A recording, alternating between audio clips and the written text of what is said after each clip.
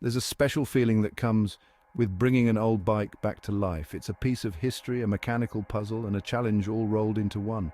The first step is finding the right bike. You can find them online, at flea markets, or even abandoned in garages.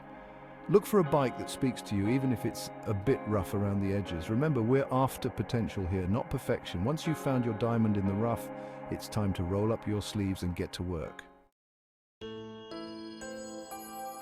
Before you start taking things apart, it's important to give the bike a thorough inspection.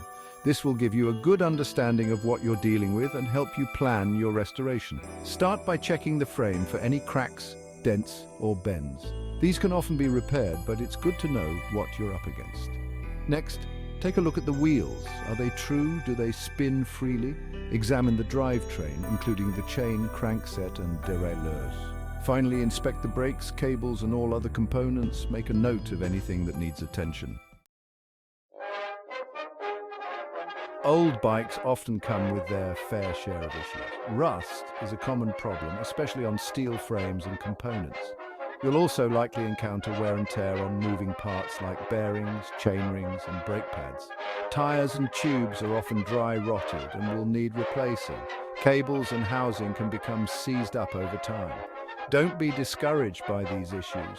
They're all part of the restoration process. With a bit of elbow grease and the right tools, you can overcome these challenges.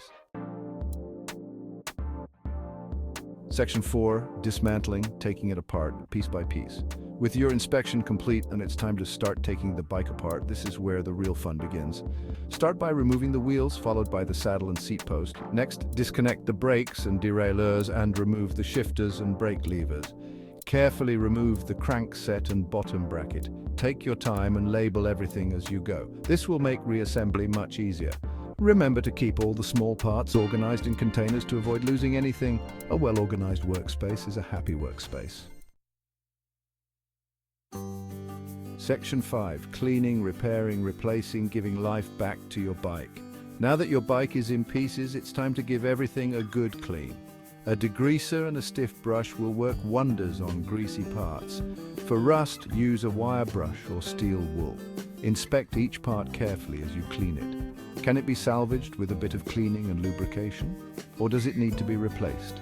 For parts that can be saved, give them some TLC. Clean and re-grease bearings, replace worn-out cables, and true up any bent components. If you find yourself needing to replace parts, don't worry, we'll cover sourcing parts in the next section. Section 6. Reassembly, putting the puzzle back together. Reassembly is where your hard work starts to pay off. It's like putting a puzzle back together, but with the added satisfaction of knowing you brought something back to life. Begin by installing the bottom bracket and crankset. Next, reattach the wheels and adjust the bearings. Install the handlebars and stem, followed by the brakes and shifters. Thread the cables through their housing and adjust them for proper tension. Finally, reinstall the derailleurs, chain and cassette. Remember to refer to your notes and diagrams throughout the process. Take your time and enjoy the process.